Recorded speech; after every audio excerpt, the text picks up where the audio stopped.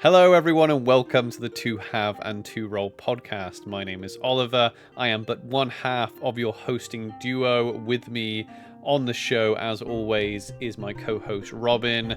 And also joining us, cue the fanfares because the Empire has a throne. Rosa joins us on this show to talk about her LARP experiences in the Empire LARP system here in the UK. Rosa's character is in the nation of Varushka, but is currently the Empress-elect of the Empire. There's a lot of excitement and anticipation for Rosa's new role. We do talk about the duties and the obligations of a throne in the Empire LARP game. If you're watching this on YouTube, you know what? Even if you're not watching this on YouTube and you are listening on your favorite audio platform, head to YouTube and please hit subscribe because we are very, very, very close to that 1K sub mark. I'm going to put a little thing here to show you just how close we are. If you hit that subscribe and also give this video a thumbs up, that'll help us out tremendously. You can also hit that 5-star review if you are listening on an audio platform. With all of that out of the way though, let's get into our conversation with the Empress-elect, Rosa.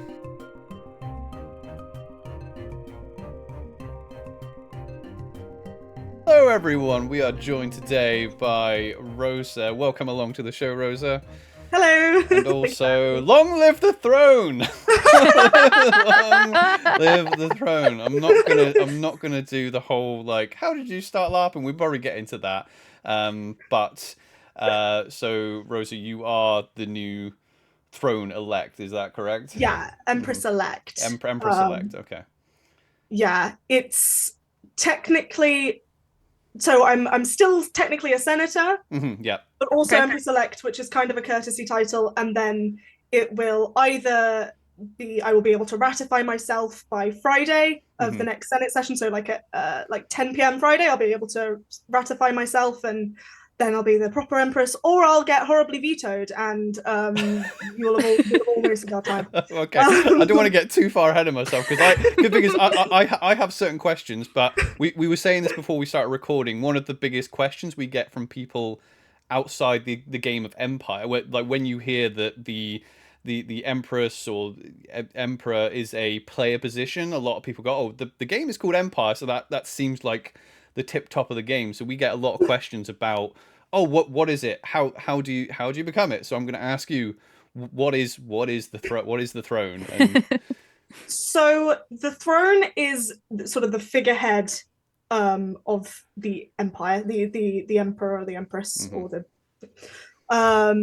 the figurehead of the empire. They have sort of oversight over all of the major bodies of state. There's also this sort of idea that the throne is supposed to be like an inspiration, a sort of guiding point for the people of the empire. They're supposed to sort of steer the empire in a certain direction, normally speaking, a good one. I'm loving how you're wording this as well. Normally supposed to be. I love it.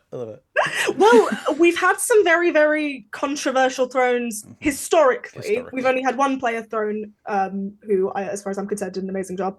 But we've had a lot of, there are historical thrones called the mad, the ill-prepared, the unwise.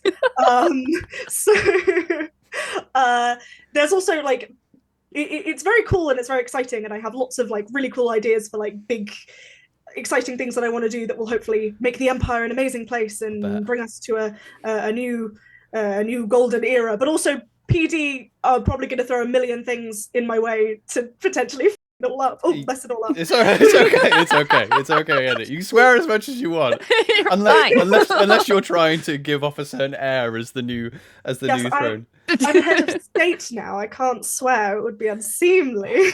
Wow. So was this something you had your? Well, firstly, how long have you been playing the game? So I played for 1 year before COVID. I was like 18, 19, and then COVID hit, and then I played. This is the end of my 3rd year, so not super long, to be honest. No, that's incredible. Yeah, only like 3 or 4 events more than us. Yeah. Yeah, it's been a very wild ride. Like it's happened all very quickly. Did you jump into the political game straight away then with it? So I started Empire from my uni LARP society. We did like a vampire parlor game, and it was very cute. But I got I got a reputation for like exclusively playing like very intensely political characters. Yes. And when the group of us were deciding to go to Empire, I was like, guys, I'm not going to play a political character at Empire. I'm not going to do it. I'm just going to go and I'm going to drink and I'm going to have fun. And like, no. And they were all like, yeah, that'll last 10 minutes. I was like, no, guys, for real. I'm absolutely not playing a political character.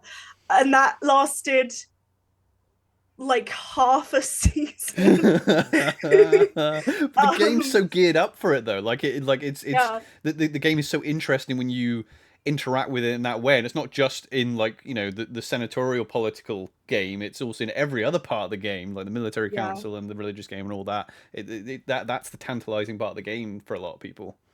Yeah, and then it was so I was proxy senator like five of the Varushkin senators, which is all of them. I was all of their proxies, and I really frustrated John of Mead, who's the Speaker of the Senate, because I'd be turning up almost every session, and he'd be like, "Oh, Carol, no, are you Ossium today? What's going on?" And then at the start of my second year, I became senator for Ossium, which was just fantastic. And then I was like, I'm not going to run for the throne, guys. I'm not going to do it. And that lasted longer. I was super committed to not running for the throne. Yeah. Because it sounded like a lot of stress. And then I was sort of talked into it by some of my friends. And then 2 seasons later, here we are. Yeah. Oh my gosh. So it's just been, so you've been running for what? You ran for 3 seasons then, or you were campaigning for 3 seasons? So I decided at the end of E2 of this year that I wanted to run. I told about 3 people that I was planning on running.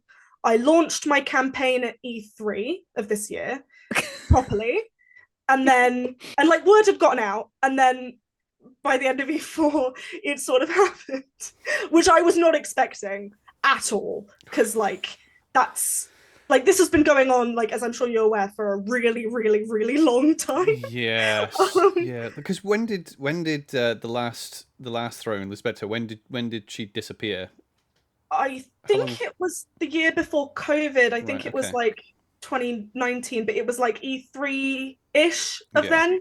Okay. So it's been a while. It's been like 2 years. Yeah. So you jumped into the senatorial game. So here's a question then that so obviously a lot of senators put themselves forward for throne, but it's not just senators that could be thrown, right?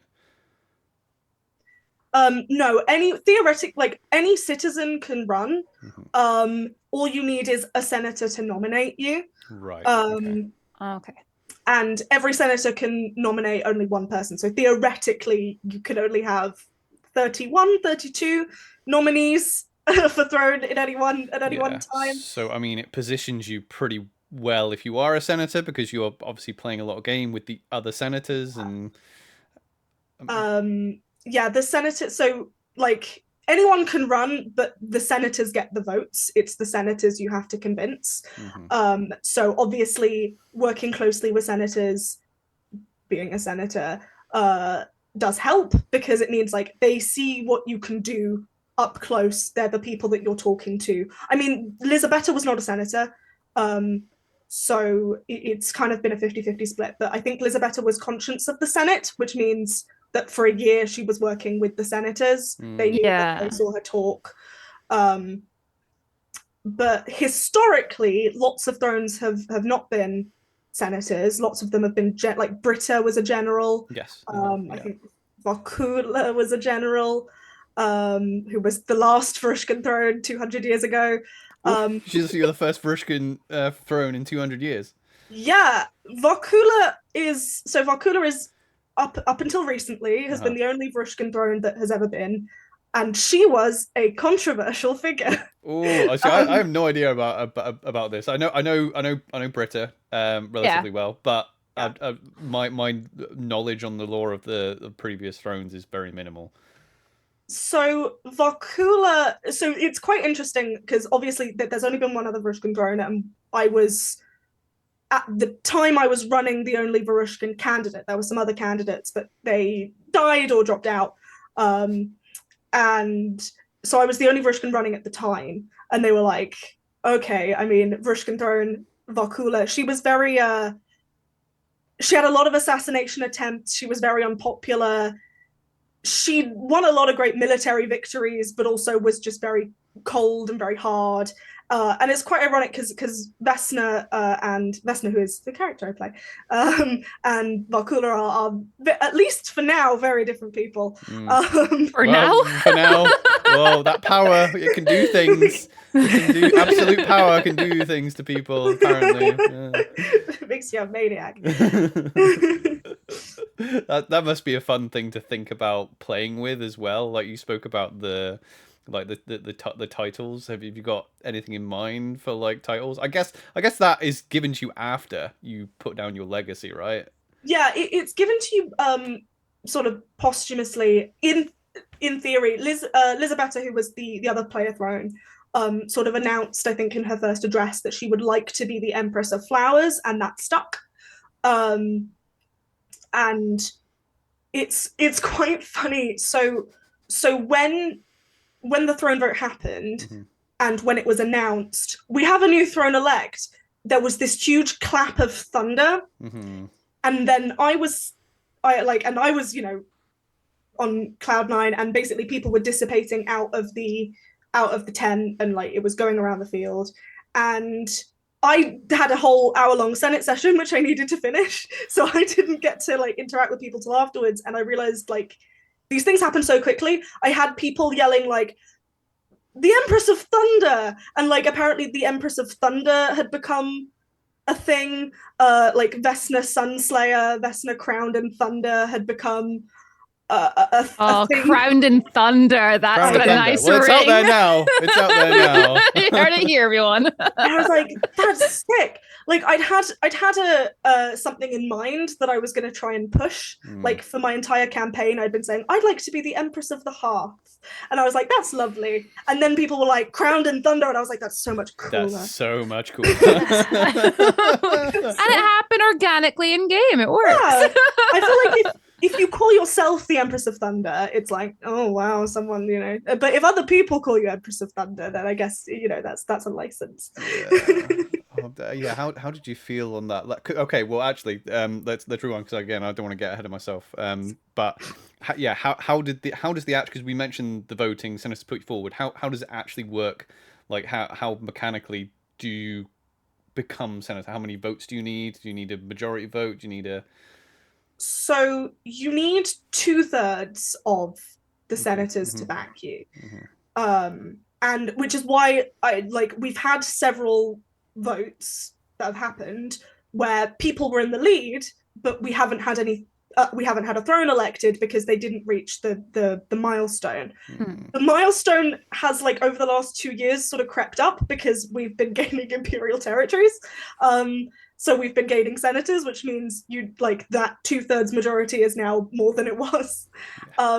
So at the time that I won, I needed 24 senators. And the way it works is, and I was a senator at the time. This is another boon to being a senator running for throne, is that you get to vote for yourself. Oh, nice. Yeah. But, so you need 23. I mean, that's a lot of LARPers to convince. So the way the voting on the day works is you need so basically you all get to give a 1-minute speech, all of the candidates. So we all did that, and then all of the senators line up in front of their chosen candidate, and it's counted. And then they say, I'm now giving the senators an opportunity to move, and people can move into different lines if they want to. And basically that keeps going on until we reach a point where nobody is moving, until there's a point where everybody stays in their lines. Okay. So it gets very intense because it's not just like putting a vote in a ballot, it's you have to physically move. There's a crowd, the crowd are screaming at you. So it was so intense because, I mean, and to be honest, at that point, there was nothing else I could have done, which is a really sort of surreal thing, because I was just standing there watching people move or not move. And I was like, I've kind of done everything I can. There's nothing more I can do to influence this. People are either going to be in my line or they're not. Yeah. So I started on very respectable number, and then some people moved, and then it got to a point where I was like the quite obvious front runner by a notable margin, and then people kept like, and then, you know, votes moved on to me, and there was this moment where I was 23 off the 24 votes needed. And it sat there for a bit, and he was like, I'm going to give people an opportunity to move. And the people who were, and this was on round 8 of the voting. So the people who were in the lines to either side of me had like really committed. Like these people, they'd stuck behind their candidates for like 7 rounds of voting. Wow. Yeah. And I was like, this is insane, because that was the first time I'd run. There hadn't been a vote. Like that was the first time I'd run for the throne, like at all. And I was like, this is more than I expected. This is insane to be like one off. And I was like, I remember like staring at my friend, and I was like, I don't think it's gonna happen. I don't think we're gonna get that one. And then someone moved, and it was a very dramatic moment. And John of Mead made this announcement. He goes, the Senate of Ossium has 23 votes. And everyone was like, what? Oh my God. And the civil servant went, no, she has 24 because you've not included her vote. And he goes, I was leading up to a bit. I was getting there. Including her own vote makes 24. And then it went bananas. Like it was. I hope that civil servant was Matt P or something. I think it was. I'm not going to say, I think it was Steve. I'm not 100% sure. But it went like, no, but there were like 8 rounds of voting, and it's very intense. And there's a lot more, because I've done it on the other side, like I've done it as a voting senator, and I've been there and I've like really felt the pressure. And there was another vote like at E4 last year where I think it was Beaumont. Who was like 5 or 6 votes off, and there were a couple of us like in the middle, and then people were like, give us a throne, like move, get like, let's make a decision. And I was like, no, I'm gonna stay here. Probably a good decision now, right? In hindsight. I mean, in hindsight, yeah. Sorry, Grayson. I love you, Grayson. I didn't mean against Grayson. I meant for the benefit of you, obviously, not to the detriment of Beaumont Durandal. But my mentor was running, and she had come back terminal, and she still decided to run. And I was like, I don't think my vote's gonna swing it, and I'm gonna stand by my dying mentor here. So sorry about that. But there was a lot of yelling, and like it's like one of the most insane atmospheres of any like LARP scenario I've had. Because like there was so many people in the room, and there was like screaming and shouting. I had to stop my speech 3 times because there was just so much noise coming from the crowd. It was ridiculous. Well, yeah, I was going to ask you about that, because we weren't anywhere near the Senate when it was all kicking off. I was going to ask how much energy was in the room. So was that because it was the last event of the year? I mean, we heard rumors that they were like, everyone was like that we definitely need to do it, and we heard like there was a few people going, oh, there's going to be a plan, do this, make sure that we definitely have it. Did it feel different this event? Did it feel like more of a crowd? Like did it feel like it was supposed to happen this event? I thought there was a crowd. It might have been, so normally it's held in an open air space, and it wasn't. It was held in a tent that is definitely not the Hall of Worlds, but looks a lot like the Hall of Worlds. And it might have been that it was an enclosed space, but it felt like some throne votes have been very intense, and some people have been like, no one's going to win, I don't care. But this one, I think people were there. I think part of why I decided to run when I did is because I felt like I think people really want it now. And I think if I play this card right and this card right, I think it could be me, and I could fill this niche, and then we could make it work. And I think that atmosphere of we really, really, really want the throne right now. Yeah, because it was getting to the stage, like, since we've been playing, we haven't had we haven't actually experienced having a throne, and I think it was getting to the point where people were just like, well, are we an empire or not? You know, we need to, if the throne is a thing, we need it to be a thing. I suppose it's difficult because you as game runners, they've got to give the players agency. And it's like I can't imagine how they must kind of look at it, especially as it was going on. I mean now it's all worked out and it's you've been elected, it's fine. But I kind of wonder what they were thinking like leading up to it when it kept kind of. Mind you, they probably that kind of just stimulates political game, I guess, right? Yeah, it does because like I mean at the start of that weekend at E4. There was rumors going around, people being like, no, we are going to have a throne this time. We're going to do it. This is the event. And I remember because like Oliver just said, we've never experienced a throne. And we were just like, yeah, whatever. They say that every event now. So when the calls came, when those runners came around, all the nations screaming and shouting the news. There was this sort of complete disbelief from a lot of people until it started to sink in that, oh my gosh, there is actually a throne. Yeah, it's really, so I've also not really experienced much of the game with a throne. I kind of joined at the very, very tail end of Lizabetta. And so I got, that was sort of my introduction, so I'm sort of vaguely familiar, but it's kind of, I'm sort of looking at it in a weird point because a lot of the other candidates have been there for the entirety of the Lizabetta. Yeah. And I was like, I don't really have much first-hand experience of a blueprint to base this off of, so I kind of feel like I'm going to do very much my own thing with it. And like, there's the blueprint of, this is what a throne does, this is the role, and we'll be following that, absolutely. But I don't really... That sounded very sincere. Lots of thrones do lots of different things. But yeah, it's there's all this stuff that is like unlocked now because there are lots of like levers in the game that only the throne can do, like constitutional change. Only a throne can ratify constitutional change, so constitutional change can only happen when there's a throne around. There are lots of, like, that's a big one. There's going to be a coronation, which is very cool. I'm excited for that. I'm really excited to see what, because how do you know how much, like, I'm assuming, I have heard that it's entirely player led, so are you confident you're going to get a big say in what's going to happen there?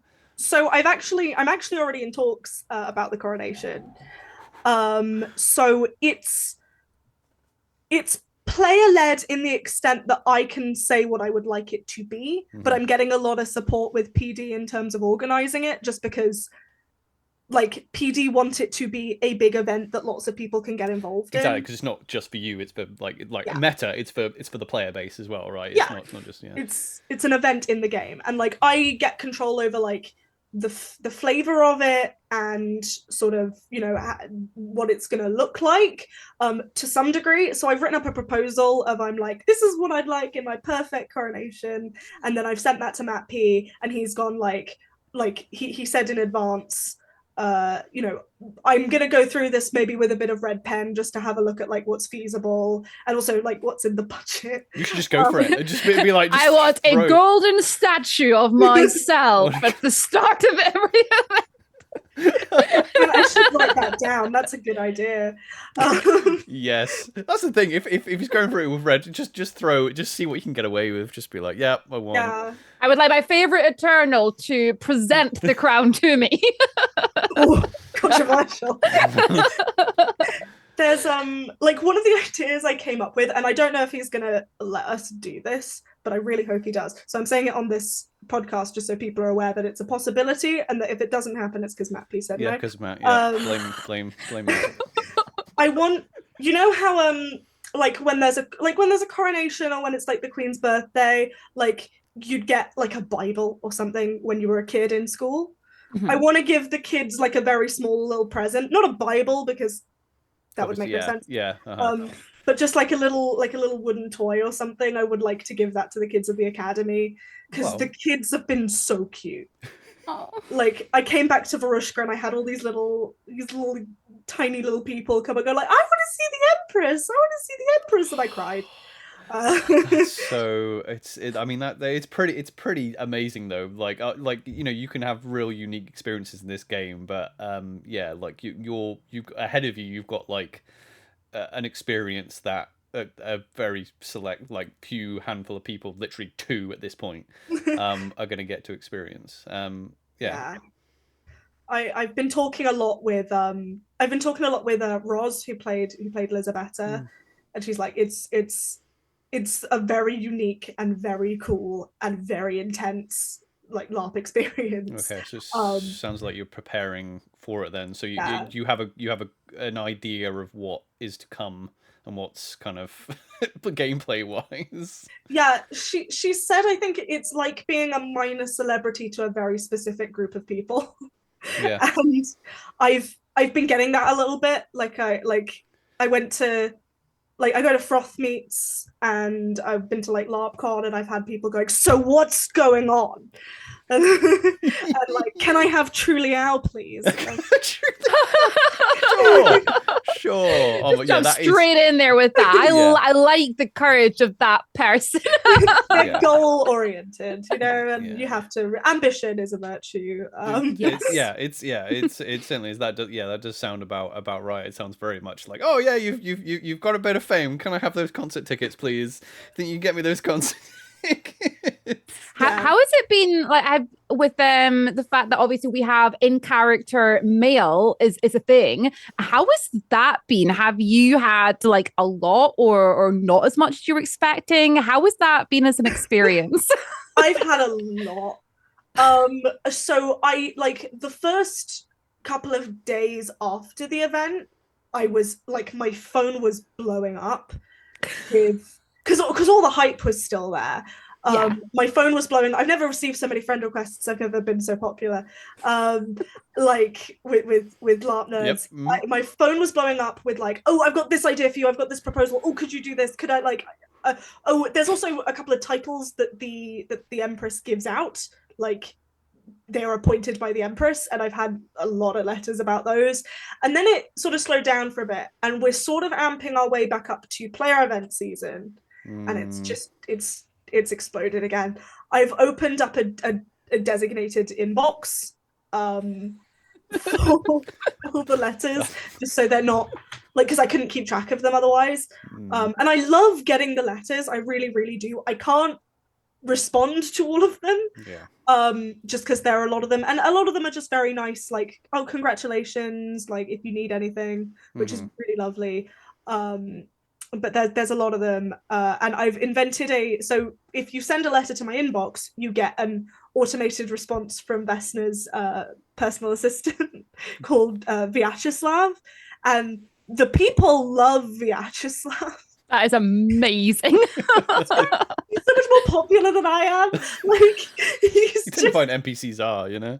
Yeah, he's the ultimate blorbo. Like, people have pack bonded with him as Vesna's very put upon Varushkin assistant. Oh, that'd be amazing. Imagine if you could get like a member of NPC crew to like play him or something at the coronation. That would be that would be good. Just walking behind you with this like pile of letters and just, you know, responding to people on your behalf and taking notes from people. That'd be quite cool. Yeah. The weirdest letter I got, I'm gonna maybe say a little bit weird, was I got a proposal, like an in-character marriage proposal from someone I had never met. Either Icy or Osi, I'd never met them, and I was like, this is a bit like, I'm gonna take this in good faith, and maybe assume it's a bit humorous or whatever. But I was like, depends what nation we're in. I was gonna say, depends what nation. Yeah. Did it come with a contract? Dawn? Really? What? Must be an admirer from a distance then, because Yes, the line "I have admired your beauty from afar" was in the letter. Oh, that's and I was quite Dawnish. Yeah, that could be anyone in Dawn. And I was like, this is some Dawnish stuff. Yeah, my Varushkin brain cannot possibly compute it. Yeah, well, I mean, I was kind of thinking, oh, you know, if they were in the League or the Brass Coast, it's just like, oh yeah, let's make a political move here. But yeah, I guess that's admirable from a Dornish standpoint, because winning a throne election is pretty glorious. So It is pretty the glorious. epitome of glory, actually, because you've literally got your name now solidified. No matter what you do afterwards, you're in that you're in that history book now. I'm on that wiki page. That is glory. I'm on that list. Unless I get vetoed, in which case I don't know if I am. Yeah, that's not gonna happen. Yeah, so what's the deal with the veto situation then? Because some people were going, oh yeah, it might get vetoed, blah blah blah. But what's the actual, what happens? So the way it works, and this is the way it works for all throne elections, to the point that it's expected that some vetoes will be raised, to the point that it's worked into the mechanics. So a throne is elected, they are Empress elect. They then get to ratify themselves at the start of the next Senate session, when both the Assembly of Nine and the General Assembly have decided whether or not they are going to veto. Now, the Assembly of Nine raised a veto, which is standard, because it's expected, because that's what that time is for. It's for people to raise vetoes and have a think about whether or not they're going to back it. The Assembly of Nine veto was voted down unanimously, and they can't try it again if they change their minds, which I don't think they will, but yeah. So that veto, I think that was what was causing a lot of confusion, because the Assembly of Nine worked really quickly, because to be fair, there's 9 of them. So who are these, for people who aren't overly au fait with that part of the game? Who are the Assembly of Nine, and what's their... They're the cardinals. Mm-hmm. So it's the assembly made up of the cardinals of the virtues, and then the throne, who makes the 9th. And so they raised it. They were very quick, very efficient. They raised it with primacy. It was voted down unanimously, and it was kind of the way it looks to me, in my political and unbiased opinion, is that looks kind of like an endorsement. But what it's definitely not a "we want this person to be vetoed." Mm-hmm. And the only other way I could get vetoed now was if the General Assembly, which is every voting priest in the synod, raised and passed a veto with a greater majority by 10 p.m. on Friday. So to veto me at this point, and I could be totally wrong, but I'm quoting an email I got from Plot, because I did check. Mm-hmm. So someone would have to raise a veto in the General Assembly. No one has yet done that. Mm-hmm. I anticipate it probably will happen, because it just takes one person, and it might just be the synod deserve a voice on this, which they do. It's a way for people to get involved. They would then have to get over half of all voting priests present at the game to vote in favor of the veto by 10 p.m. on Friday, which is a very difficult task. And one that I don't yet know that anyone is planning on doing. They could happen, they could want to. It's a PvP political game. It is. I mean, but I mean currently the feeling in the game, if for that to happen, the entirety of the field would have to be buzzing about, oh yeah, we can't let this go through to make that happen. Like you said, that's a lot of people, a lot of priests to get together on 10 p.m. on a Friday E1 to do that. So it would take a lot of work. And to be honest, if someone does pull it off, they absolutely deserve it, because it's really hard. I'm not everyone I've spoken to, including people who know the synod better than I do, have said that the person who is most convinced that this is a possibility is me, because I never like to count my chickens. But yeah, it is a possibility. It is not impossible. It is, I'm going to say, unlikely, just because of how difficult it is. I feel, crazy things. Come from someone who's outside of that political game. I think it's very unlikely, because it's just I feel like it would already be a bit they would already have the ball rolling. It would already be oh, we can't let this person be on and that would be a big part of the game currently. That doesn't seem like. Also, like I said, coming from just the general consensus of the player base is just like, can we have a throne already? Like, Yeah, exactly. Like when it was announced, I was in Dawn at the time, and we had like the first person running through being like, we have a throne. A few seconds later, we don't have a throne. It's been vetoed. Then another person came through being like, it's not been vetoed, but it could be, and these are the details. So we still have a throne. And it was like this running sort of thing of like rumors flying around the place where no one quite knew what was happening. Right at the end on a Sunday. Yeah. The really frustrating thing is normally all this veto stuff, so like throne votes normally happen on a Saturday. Yeah. So all of this veto stuff is normally concluded by the end of the event. I've got to wait 7 months. Oh, a Sunday at E4. Like, I was going to ask you about that because there's I imagine there's pros and cons to that because you've got it. I mean, from like those of us that aren't in that game, and from an excitement point of like, oh yeah, it was quite nice to have that announced at the end because it was almost like a fresh chapter for the next year, you know. But for you, like, would you have preferred it to be like a shorter wait or? Yeah, to be fair, if it had happened between like thematically it was perfect because also my Senate seat is up for re-election in winter, so it just saves a lot of bureaucracy. So it worked out well on that front. I do wish it was a little bit more like hard and fast concluded than it is. Again, like the most by quite some margin, the most likely outcome is like I'll be able to ratify it on Friday. It'll be fine, all of that.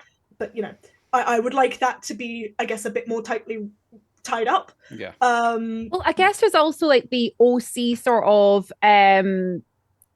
cost factor as well, because I'm making the assumption you're probably going to want a nice fancy Empress kit, maybe. Yeah, I've had a lot of very, very lovely people offer to make me dresses. Like I've had about 3 or 4, which is really cool, and they've sent me designs, and it's amazing. And like I have a bit of money put aside, so I'm like, why not? 4's good for one event: Friday afternoon, Saturday morning, Sunday afternoon, Saturday afternoon, and Sunday morning. Perfect. There you go. 4. Everybody, she needs 4 dresses each event.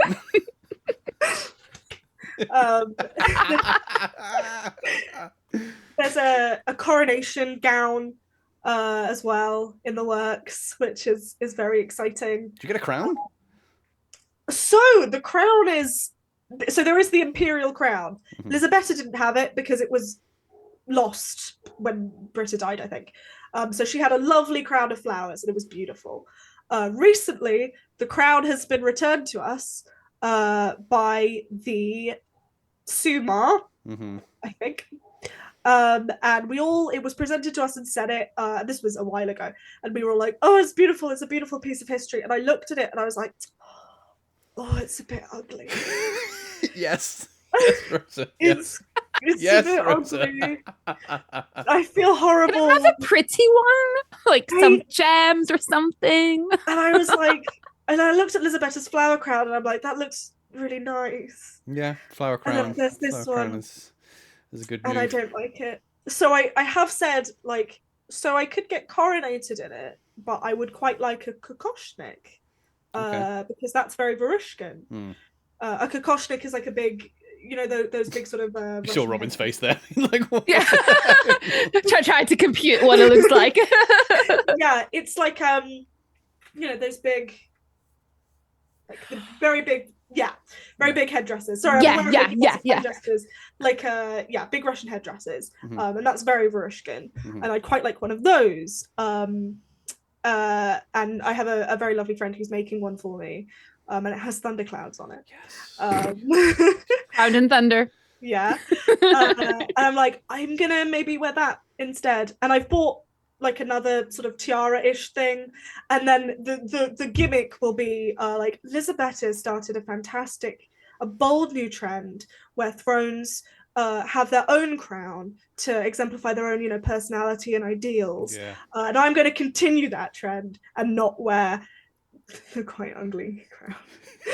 Yeah, that sounded very sincere. Too right. Too right. I can't even imagine how much is expected of you going into this role and then being like, right, okay, I've got to do this job, and everyone's expecting me to do this job, but at the same time, like, it's a once in a lifetime like role you're gonna have. You're gonna have fun with it, right? Like, you got to be like, is that how you're approaching it? Yeah. I have a couple of gimmicks is the wrong word. I have a couple of little schemes that are not like politically contentious, but are just for fun. Yeah. And they're not like silly, but they're like cool role play moments for the sake of cool role play moments. And I have a couple of those planned. Because like Roz, when I spoke to her, sent me this essay that she wrote for Matt P, which is being the throne fun? And That's the conclusion, I guess, of the essay was, nah. Okay. Yeah.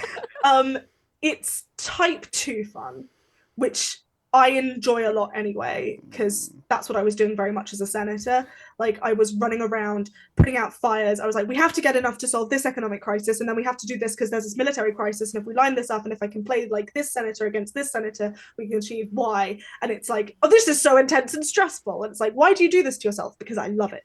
Yeah, yeah. Because I was gonna say that, because a lot of times people like when Robyn had her like position, it wasn't, you know, you didn't even need to go to meetings as like Knight Protector, so it was a very like a lower tier hat, but that was still like people expected stuff of you, and people wanted to talk to you, and like just being the Empress seems like the hat of all hats, but it sounds very much like, but because you're saying like Lisbetta wasn't a senator, but that sounds like in that senatorial game, a lot of what you're going to be doing, I imagine, is going to be similar, you know, so you're already in the kind of pacing of that. Yeah, and the thing is I am used to people getting mad at me, because when you have a job that's like quote unquote important, people will get mad at you. In character, most of the time people are lovely about it, and like it's part of their game. Like, you see the person who's the figurehead for the thing, and they go, oh, you haven't done this thing, or you've done this thing. And like, I got a bit of that as a senator, not as much as other people, but I got a bit of it. Everybody does. And the throne is going to be that turned up to 1,000,000, because you're involved in everything and you're the face of everything, which means everything's your fault. Yep. This is the thing, and yeah, you've got all the responsibility. So actually I was going to say all responsibility and power is like, so we haven't covered this yet. What is the job of the Empress when it comes to the game of Empire? That's is that a very broad question? That's quite broad. So like the long and short of it is like they're a figurehead and they unite the different bodies of state, and they are supposed to give political direction to the Empire, which is like, as I've been playing it, it is a notable thing, because what I notice a lot of is that Senate will have its own agenda, Military Council will have its own agenda, Synod will have its own agenda, and they don't talk to each other. And so it's trying to unite those bodies, and also to, you know, set the Empire on a specific path that was, you know, listed in their manifesto, which I'm sure everybody read. Yeah. I don't even think, to be honest, half the people, my partner is a senator, and I don't even think he read it. He was like, I was like, I sent you my manifesto like 3 times. Did you read it? He's like, no.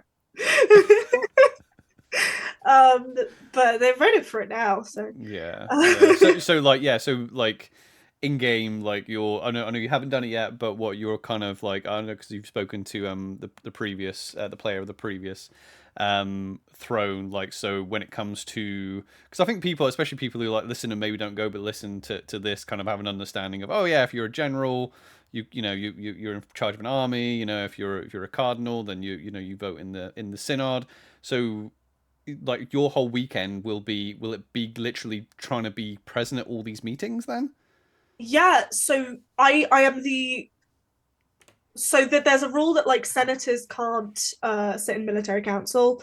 The throne sits in both Senate and military council, and they're sitting on the Assembly of Nine and they're in conclave, and they have unique, quite big powers in all of these different bodies of state that only the throne has. With the exception of conclave, which I think I have some powers that grandmasters also have, but yeah. That's the nitty-gritty. But there are certain powers that only a throne has, and they have like certain powers across these bodies of state. So can you execute people? Can you be like, I don't like that general, get rid of them? So I can't execute people. What I can do is I can offer a souped up clemency plea. So I could rock up and say, you must forgive this criminal on a virtue basis, but also because the Empress said so. I can take I can just take an army and off a general, and I can move it wherever I want. I can unilaterally declare war. Nice. I can unilaterally take control of an army. I can declare war on anyone. Anyone you want, you know. I can take up to 1/3 of the Senate budget a season. I can veto any Senate motion. I can veto any number of Senate motions. I can ratify constitutional change, which is very cool. I am the master of magic, which is very cool, and I'm on the Assembly of Nine, which is a big part of the synod. I can also make any motion or judgment in the synod in any assembly require a greater majority to be effective, including my own revocation. If that happens, which it probably hopefully won't. If I do all of these things at once, maybe it will. But yeah, like the thing is there are these big powers that are very controversial and will cause big waves every time they're used. You can't not use them either. That's the thing. Like you can't not use them. So you're going to get to play this game. I mean, there are like, I'm sure a lot of people have played like these video games. Like what was that one? It was like Fable or something like that. There's been quite a few like games where you play like a monarch or a leader of an empire or something, and it's always, those games are always about, I need to enforce this power because people expect me to, but I don't want to. But you're just trying to not overstretch, and because if you overdo it, then you upset people. So you get to play with that game. Yeah, you've got to do it, but you've got to be careful. Yeah, yeah. Because if you don't, that's the thing. If you just sit there and just like do and just don't veto anything ever, people are going to be like, what on earth is she doing? But then if you're doing it all the time, people go, yeah. There's also the address the Empire. So as part of my downtime, I get to do an address the Empire, which is basically I send I think it's like 100 words to PD as part of my downtime, and that is a proclamation from the Empress that gets disseminated to everyone in the Empire. Oh, will that be like a Winds then? Like a Winds of Fortune? Yeah, it'll be in the Winds. Ooh, that's cool. Yeah. Ooh, no, you get to do that every season. Every season. That's really cool. it's yeah. Oh, I also get to I'm sorry, I'm just remembering all the cool stuff. I get to kick senators out of Senate. Sorry. That is funny though. That is funny. Really funny. Especially since you have been involved with so many. Yeah. That makes complete sense from a game design point of view and a form of immersion. That makes complete sense, and that to me it makes complete sense because if everyone knows that's going to be the case, and especially that's the type of game that the political game is, and it's just like, well, it's all about making alliances and yeah. I can't unilaterally revoke them, but I can tell them to stand outside and think about what they've done. And it'll be really entertaining because they're my colleagues, and like and I know a lot of them, and they all just voted for me. Yeah. And I like all of them a very great deal. And it'll be very funny. Some of them just need a timeout. Yeah, I mean, my partner's in Senate. I'm just like, just go. Just go. I love you very much. Oh, the power! You've got to have You gotta have fun with. Like I said, it sounds like you're like being a senator. I mean, I'd like to talk to you for another hour about just the senator game. We haven't really talked to anyone about senator game yet, mainly because, like, honestly, we haven't talked to any senators mainly because of this throne race. You know, what I mean, I didn't want to get. I'm serious. Like, I didn't actually want to get like a senator player on to talk about. They could talk about Senate, but I didn't want us to appear like we were like favoritizing a certain senator if they were going to go for honestly throne, that's what we were like talking about, because we had like, you know, so many people we know who are senators, and we're like, well, it'd be really cool to get this person on, but then we don't have a throne, so we should wait until we have a throne. It's really interesting because it's just been underpinning, like the throne race has been underpinning everything for so long. Like player event season was just like, it became just throne politics. I was dreading player event season because I had this whole hunch of how the last election was going to go.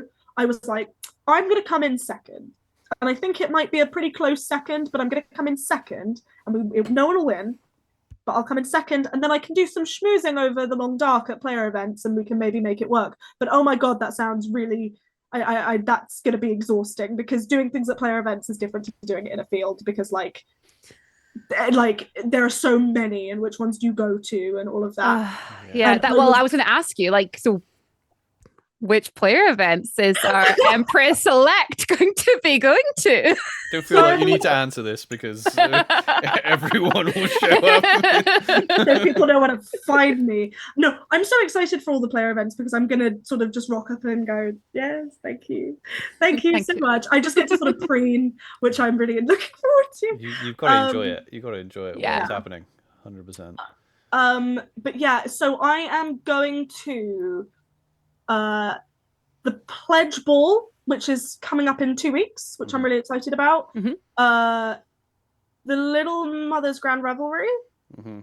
Oh my gosh. The Little Mother's Grand Revelry. I'm crewing a wedding between Gabrielle Barossa and Vivienne de Courtefer. I am hopefully going to get into Hrafnar's, if I'm important enough.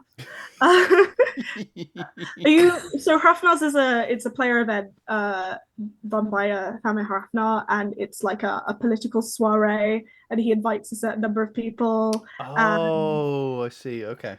Yeah, and I went last year for the first time because I'd only recently become important. And now I'm like, I really hope I get in this year. I think you'll be fine. I'm also 7 hours of virtue. I'm going to 7 hours of virtue. And welcome to Belavoc Pass, which is being run by my friend Ben. It's Vuk the Wolf Eater's birthday. That's being held in Varushka, and it's going to be very cool. Oh, cool. You sound quite prepared to like have this, because it must take up a lot of your life, like having a hat like this, because it's so it seems like it's because it sounds like it's a lot just being a general or a senator, or it sounds like you're going to have your finger on every single pulse in this game to actually, especially even just writing 100 words or whatever to the entire empire. You've got to be like, right, I need to know what's happening on this front, that front, that front, in this meeting. Yeah, I think it's not so much right now. I mean, it is and it isn't. There's a lot of planning going on right now, and lots of people are asking for a lot of things, and lots of people are going, what are you going to do about this? And I'm doing a lot of planning, like both on an IC and OC level. But I got 7 months, probably like 6 now. But like, I've got a long time to do that. I think when it kicks off and we start like amping up, I think it's gonna take a lot of time. That summer's gonna be. I mean, it's so cool though, because I'm guessing the secession doesn't take place until you die, right? I'm assuming you are the throne until you die, correct? So I can step down if I want to. I could totally secede. Not planning on doing that anytime soon. I could theoretically get revoked. by the General Assembly, but don't tell anyone that.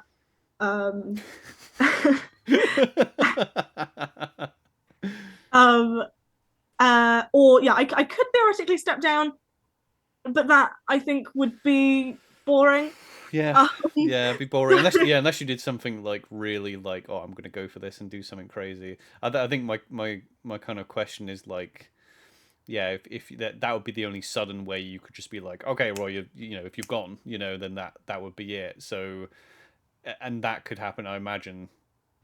Well, I don't know. You know what? I'm not actually going to ask, unless you want to say, I'm not going to ask you whether you're going to take the field of battle or not. But I imagine, like, dying would be the only way that would take you out of it instantly. So, you know, you probably want to make the most of it while you've got it. Yeah. I have a throne guard, which makes dying harder. I am planning on taking the battlefield. But I normally hang around back with the physic block. Yeah. And I will have my own throne guard battalion when I go out, so we'll be our own little unit, which will be quite cute. I mean, yeah, love that. I love it. They're gonna get sashes. Sashes. So you're like, I'm not going to ask if you're taking the battlefield. I was like, I want to know if you're taking the battlefield. No, I don't That's like know. the main question Some that of was this burning. Stuff, I know, but some of this stuff I'm interested to see it in play, because obviously that will shape like as citizens our view on the Empress that you're going to be. So I would totally understand if you wanted to keep things like that close to your chest. You know. I pretty consistently go out and battle. I'm not going to skirmish because that is how you die. Can you imagine? Can you imagine? Types of skirmish. Yeah, Cold Sun got the Empress. Oh well. Cold Sun got the Empress. I want to hear that the Empress has killed the Cold Sun. That's what I want to hear. Well, randomly. Yeah. Their one weakness is that ugly throne, that ugly crown. It's just like I just frisbeed it at him. Oh yeah, you're gonna have to like. I imagine you're gonna have to just like formulate opinions on all. I mean, the whole game is about opinions, but I mean, you're gonna have to like come up with like well thought out opinions of like all of these different things that are going on, right? Like the Cold Sun. Yeah, I mean, stuff like the Cold Sun, stuff like what's been going on with Spiral. I kind of had to have opinions on them anyway. For Senate stuff, and also people, especially Spiral, people were really like, when I was campaigning, people really wanted to know what my opinion was. Oh really? Yeah. So I was like, yeah, I've come up with some party lines and some general practices which have been like public to those who have asked and public to those who have gone to the very many throne hustings which have happened, at least the ones I've attended, because I wasn't running for that long, so I didn't get to attend as many. Which sounds really arrogant, but I would have liked to have done more, because I do have a couple of people going, I haven't heard of this person, I didn't know she was running, and I was like, I thought I'd have more time to talk to more people. Didn't know I was running either. Yeah, I mean, thing is, it got to a point where a lot of people were like saying they were going to run and things like that, and people were everyone was coming out of the woodwork, which I guess the game kind of facilitates that. But I think it's even better, to be honest, that we were all kind of like asking, wait, who's one? Who's that? Who? I think it's even better because, like you said, now you've got the experience of being like, okay, I was known in this circle. Now I'm known by the entire circle. Yeah, you get that's you get to experience that jump in like in fame, basically. Yeah, like I'd done some stuff like the Ossium stuff was very public and a big deal to the people who were following the Ossium stuff, and then the stuff with the Thule that I did, that was very prominent and notable to the people who cared about that. But that is still not it's still a subset, sort of like closed groups of people who were invested in that, and then like Oliver said, it's now Well, this is what I mean. Like, a lot of us just focus on, sometimes not even intentionally. Like, you know, you can talk for hours and hours, and your entire game is focused, but it tends to be focused a lot of the time on what your nation is doing. You know, so like us in Dawn, you know, we have our political opinions on things that are happening in and around us, and our relationships maybe with people on the other side of the map sometimes. But yeah, you know, like, you only really hear about the spiral stuff from, you know, the leaguers that come in, you know, your league friends that will come, and they'll be talking about that a lot. And we barely hear about things like the Thule, and then we hear a little bit about the Grendel, because we're on the other side of the map, you know. But for you, you know, like you said, you were involved in that bit up there. But, you know, for you now, it's like you have to have your finger on every single pulse all around that map. Absolutely everything. And you know, I did my homework in the build up to it. I you know a great deal. I'm not used to reading every single Wind of War and Wind of Fortune and making notes on them. That Normally, makes me feel better. That makes me feel better. That makes me well, the Empress isn't reading it, so I read one or two, you know. That's kind of it. Gonna have to now. Like, I'm gonna have to sort of go, okay, what is, like, I'm aware of what's going on here because I have the people that I know from who's part of the game that is tell me, but I should probably read it firsthand at this point. I mean, that would be quite a cool thing to do. Just literally I mean, you can have people do that for you in game time. You can just be like, right, what's going on the Western Front? What's going on the Eastern Front? Just you could appoint people to give you that information. They can read it. Get people just to read the winds for you. I am sort of setting up like an advisory council, so people who are experts in their field, to potentially advise me on stuff, like, you know, because I know a great deal about a lot of things. I don't know as much as people who have made it their entire game. Like, I'm very good at politics and Senate stuff, because that's been my entire game for 2 years. Sort of synod politics, not as much. But I have some really, really fantastic synod people who are like, okay, we'll give you the up and down, we'll give you the, you know, all the information that you need, and like, we'll help guide you with this while you find your feet. Because it's impossible to know everything about every subject, because like you said, like, you are now a figurehead, and that's your main job, is literally just to be the figurehead of the Empire itself, not to know, because you can't physically know everything about everything, you know. You can't know everything as well as like all the experts, you know, and that's why and also it like shares game around, because there are people who devote a lot of time and effort and energy and game into like being an expert in this specific thing, and like giving them the space to like, hey, tell me about this thing, advise me on this sort of thing, what's your take on X, Y, and Z? This is my policy, what do you think of this? Because I can't imagine you'd last very long as a leader if you were just like, I know, I don't need to hear anybody else's opinion. I'm doing this, you know. It's not really set up, even the way they've built it, you know, in the game. It seems like it's you know, you have these institutions that you're supposed to like go, okay, well, I'll hear what everybody in the Empire is saying, and then I'll make a decision based on that, not what do I think type thing. Yeah, no, definitely. I mean, like, there was one of the things I was kind of wondering about, going back a little bit to Taking the Battlefield. But Robyn just wants to know whether you're going to be running into battle like King Aragorn. That's all Robyn wants to know. Are you living my fantasy? No. So, obviously, with you going out onto the field, you being Barushkin, would you be taking the field on the same day as Barushka are taking the field, or do you take the field both days? So I don't think I can take the field both days, because I do still have to pay my monstering debt.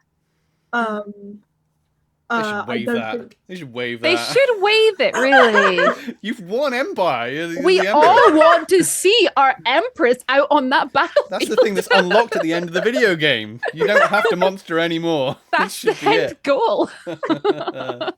Sorry, Rosa.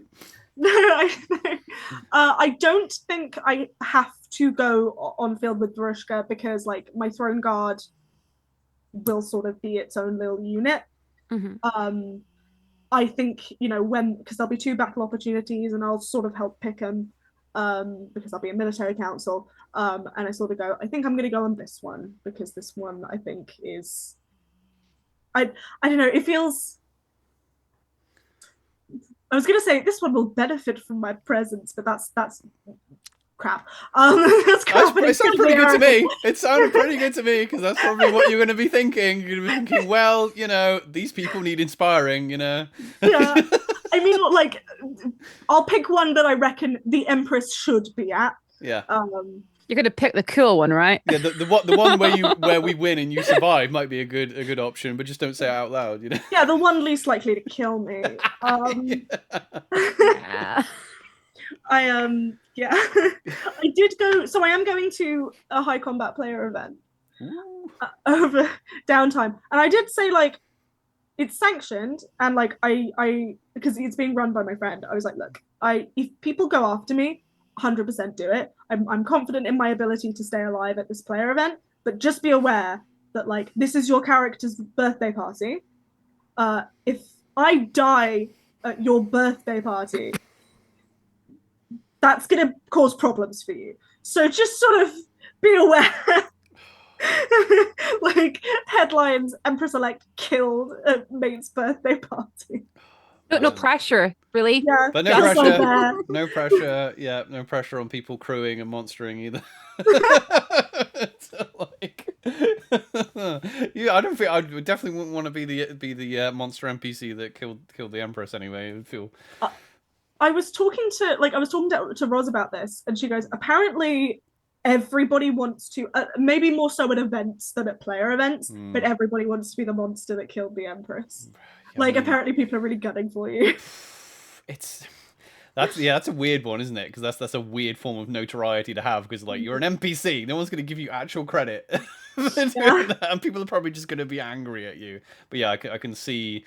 The thing is, like, I suppose when you're playing that position, like the fun game will obviously come, but one of the things you want to do is like end it. I know you've just got the throne. I know you're probably not thinking about ending it, right? But having like obviously like Lisbetta went off and went into some realm somewhere, right? And that is a point of like topic of conversation to this day, because like I think we know mechanically out of play what happened, but I think in play it's still a little bit of a mystery. And I like my character, like my previous character, took the story to his grave, unfortunately. But yeah, he heard a story about like the story, and it was really interesting hearing it from like people that were close to Lisbetta, So a lot of the time, your end as the throne is going to be as much of an event, So you got all that to look forward to. Yeah, I'm sort of mulling over ideas. I think what I choose will probably be, because I think there is a scenario in which I'm, assassinated, die in battle. There is that scenario. Yeah. I think it is very unlikely that she will just step down. Yeah.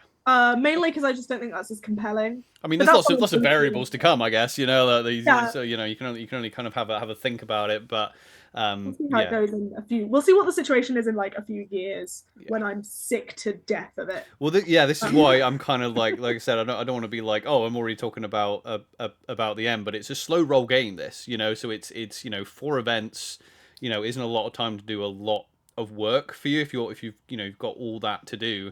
If you're doing this for like, 3 or 4 years, that's a lot of work, like you said, and you'd probably be ready to be like, oh, no. Ready to end it. exactly. Yeah. Yeah. No wonder all these monarchs in history were ended up meeting their end soon. They're probably sick of it. It's quite so. Varkula, again, like the last Varushkan throne, I think held the throne for 40 years. And that's not going to happen. No. Never know.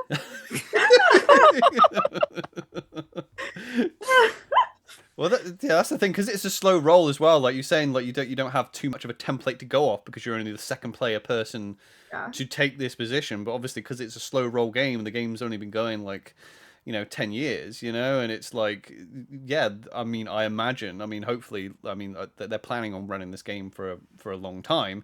But even still, like, even when the game ends, there's probably not going to be that many of you. Like, it's not. No, I mean, yeah, it's been going for 10 years and we've had one. Exactly. So and there's also the factor of it takes a good long while to elect a throne. Yeah. There's the politics of that between reigns, I guess, is also like takes about as long as a reign does. Give or take. This one don't quote me on it, but I think was shorter than the first one. Okay. Because the first one was the first ever one. Well, yeah, because they had to sort a lot out, right? Because I think I do know at the start of the game, they pretty much they obviously set the game up that, oh yeah, like the Empress is dead, sort it out basically, So they had to kind of get their footing for the first one, I guess. Yeah. You know what would be really cool as well is obviously they're talking about sorting out a permanent site and things like that and getting proper buildings in place. How cool would a proper throne room be? Like a built throne room with your own, touches to it and everything set up for your aesthetic as Empress. It would be so cool. I'm gonna just hang around until there's a permanent site, basically. Yeah. I get the Imperial offices, which is very cool. Which is sort of just like a big old tent. And that's my tent. The thing is in the, I guess, interregnum, people have been using it as like a public meeting space, and I feel horrible, but I'm like, I do really need to use stop taking pictures on my throne. Get off it. Come on. Just get like a spray bottle. Just like get off. I mean, it would be a big power move to just take that throne and just stick it in your normal camping bit. You're in Varushka. I mean, you could totally do that. Just be like, no, I want people to come to me. I want to be like, just put it there. I've been told that I can move the Imperial offices wherever I want. Right, yeah. I mean, that makes complete sense, doesn't it? Yeah. It makes complete sense, because if you want it in Varushka, then just people have to come to you. That's your camp. Because also as a player, because you're already going to have to do a lot of walking around that field. I mean, it'd be a bit crap with like the time that you're not walking around to meetings, that you're then having to go sit in another tent that's still not your tent. With your friends and stuff there. The thing is, I share my sleeping tent with my friend Pixie, who you've had on. Who? No. Who? Never heard of Pixie. he's my in character dad, and we share a tent, and it's beautiful, and that's really lovely. But yeah, I stick the throne in there. Well, yeah, Belikov will just follow you to wherever you go, I imagine, maybe, anyway. So carrying your tent with him. Belikov going to become that advisor that just stands at your shoulder constantly, just whispering things in your ear. It's Gandalf the Grey. He's come to see you. Just things. He's not welcome here. Nonsense. The demons overtaking. It's really funny actually with Belikov, because me and Pixie, he's one of my best friends at LARP, and I love him to absolute bits. And we'd go back to the tent. We do sort of mostly separate things, because he's a general and I was a senator. And we'd come back and we'd just sit in our tent at 3 a.m. and sort of just scheme, and just sort of decompress. And then it was the morning of the throne vote. And I was like, it's my first time ever doing this. And I'm really, oh my God. And I don't know how it's going to go. And he was like, I reckon you're going to take it today. And I was like, you're insane. You're insane, old man. And he was like, I will bet you a throne that you'll take it today. And I literally said, oh yeah, hopefully you didn't put that in writing. You didn't sign anything. I know, I said easiest throne I've ever made. I was like, so I owe him money. Or the throne. Or the throne. He said a throne. Yeah, a throne. Belikov comes out, well, I've come to collect. Give me that throne. Not that throne in your hand, that throne. No. But he was, funny enough, like we so like this is the first time we've spoken to you, but like we knew about your character through like Belikov, you know. Yeah. Belikov like told us a story about your character, so it did take a little while before we were like, oh right, okay, it's it's that person. Yeah, he's a really good egg. He's been like really lovely and so supportive. And he placed several bets with several people that I'd win, and he made a lot of money. Because he bet not only that I would win, but that I would win that session, which like nobody going into that election session was expecting. So you got good odds on it, let alone me. So we were all like, I think it's going to be another stalemate. We're going to go into the long dark. It's going to be this, this, and this. And it was like a massive surprise. Awesome. No, you have to push to make Belikov like a paragon of exemplar of loyalty now. Yes. To be fair, yeah. Like, let's do it. Yeah. Oh, right. We are like we're well over time. I'm like I've got so much more to. This has been absolutely great, Rosa, because I'm like honestly I'm like excited for you. All the things that you're going to be doing. I honestly like cannot wait to see what you do with this. What you do with this position. I'm super excited for the coronation, and I mean, hopefully you'll come back on again, and when either the empire has become a utopia or it's crumbled, and then we can assess. Either way, we can assess after the fact. Either way, I'll be exhausted. Yeah, exactly. Anyway, thank you so much for coming on, Rosa. Is there anything, because we've literally just talked about the throne the entire time? Is there anything now you've got the platform that you want to plug, give a shout out to, anything at all? Oh gosh. It's okay. You don't have to. It's okay. If you think of something after the fact, I can put it down in the description. Yeah. I don't have any marketable skills. Our Empress, everyone. It's our Empress. I have no marketable skills. Sorry about that. No problem at all, Rosa. Anyway, right, we appreciate you. Thank you again for coming on, and we'll say goodbye to the podcast, everyone. Okay, bye. See ya. Bye. Thank you very much for stopping by. If you enjoyed this episode, please give us a like, give us a follow, give us a share so you know when a new episode is posted. Leave us a comment as well, just to let us know that you're out there listening. You can go and check out some of our other videos that we've done on our YouTube channel or our back catalogue of podcast episodes. We're racking up a few now. Until the next time we see you, though, we love you very much and stay safe.